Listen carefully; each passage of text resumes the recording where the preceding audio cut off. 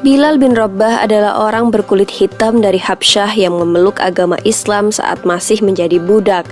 Bilal termasuk orang yang mengalami kejamnya perbudakan. Ia memiliki postur tubuh yang kurus dengan rambut yang tebal. Abu Bakar yang mengetahui bahwa Bilal terus-menerus disiksa oleh majikannya bermaksud ingin membebaskannya. Suatu hari Abu Bakar menemui Bilal di bawah terik sinar matahari karena sedang mendapatkan hukuman dari majikannya yang bernama Umayyah. Bilal diikat dan dijemur menghadap matahari di tengah padang pasir yang sangat panas. Bahkan dadanya pun ditindih dengan batu yang cukup besar sehingga nafasnya menjadi sesak. Abu Bakar segera mengajukan penawaran kepada Umayyah untuk membeli Bilal. Umayyah yang cukup terkejut malah menaikkan harganya berlipat ganda. Ia mengira bahwa Abu Bakar tidak akan sudi untuk membayar mahal demi budak seperti Bilal. Namun ternyata Abu Bakar bersedia. Umayyah menerima 9 ukiyah emas untuk ditukarkan dengan Bilal. Umayyah berkata kepada Abu Bakar, "Sebenarnya jika engkau menawar sampai 1 ukiyah pun, maka aku tidak akan ragu untuk menjualnya."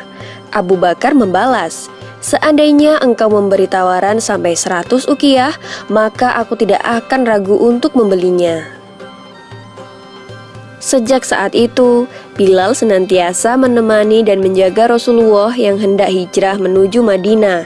Ia kemudian dipilih untuk menjadi muazin atau orang pertama yang mengumandangkan azan.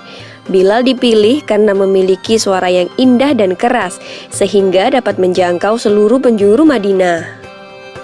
Suatu hari ketika tiba waktunya bagi kekasih Allah untuk meninggalkan urusan duniawi, Bilal menjadi tak sanggup lagi mengumandangkan azan. Setiap sampai pada kalimat, "Aku bersaksi bahwa Muhammad adalah utusan Allah," ia langsung menangis terseduh-seduh. Begitu pula kaum muslimin yang mendengarnya, mereka larut dalam tangisan pilu. Oleh karena itu, Bilal memohon kepada Abu Bakar agar diperkenankan untuk tidak mengumandangkan azan lagi. Selain itu, Bilal juga meminta izin untuk keluar dari kota Madinah dengan alasan berjihad di jalan Allah dan ikut berperang ke wilayah Syam. Setelah sekian lama Bilal tak kembali untuk mengunjungi Madinah, pada suatu malam Rasulullah hadir dalam mimpinya. Dalam mimpi itu Rasulullah berkata, "Wahai Bilal, mengapa engkau tak mengunjungiku? Mengapa sampai seperti ini?" Bilal pun segera terbangun. Tanpa berpikir panjang, ia segera mempersiapkan perjalanan kembali ke Madinah. Setibanya di Raudah, Bilal menangis dan melepas rasa rindunya. Di tengah tangisnya itu, nampak 2 cucu Rasulullah yaitu Hasan dan Husain datang mendekatinya. Dengan mata berlinang, Bilal yang kian beranjak tua segera memeluk kedua anak lelaki tersebut. Husain berkata kepada Bilal, "Paman, maukah engkau sekali saja mengumandangkan azan untuk kami? Kami ingin mengenang kakek." Pada saat yang bersamaan, Umar bin Khattab juga sedang melihat pemandangan yang mengharukan itu. Ia pun turut memohon kepada Bilal agar ia mau mengumandangkan azan lagi.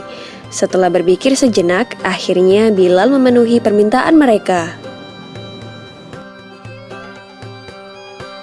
Saat waktu sholat tiba, Bilal naik ke tempat di mana ia dahulu biasa mengumandangkan azan. Saat lafal Allahu Akbar dikumandangkan olehnya, mendadak seluruh Madinah senyap. Semua orang terkejut mendengar suara yang telah bertahun-tahun hilang, kini telah kembali. Suara yang mengingatkan pada sosok nan agung yang begitu dirindukan itu. Ketika Bilal sampai pada lafal Asyhadu alla ilaha illallah, seluruh warga Madinah berlarian ke arah suara itu. Sewaktu Bilal hendak mengumandangkan Asyhadu anna, Madinah tiba-tiba pecah oleh tangisan yang sangat memilukan. Bilal pun tak sanggup lagi untuk melanjutkan azannya. Mereka semua menangis, teringat masa-masa indah dan kejayaan bersama Rasulullah.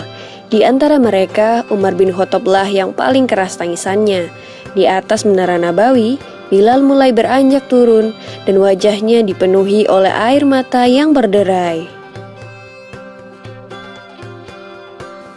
Itulah azan pertama dan terakhir bagi Bilal setelah Rasulullah wafat.